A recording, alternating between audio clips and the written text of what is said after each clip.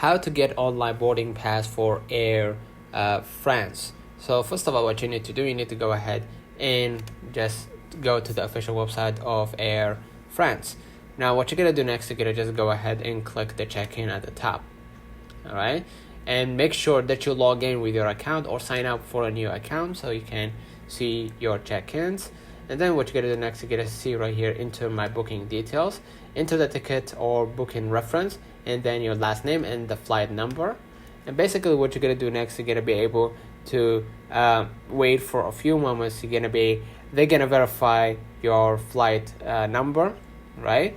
And basically you're gonna be able to wait for a few moments, and then you're gonna be able to see that you are checked in, right?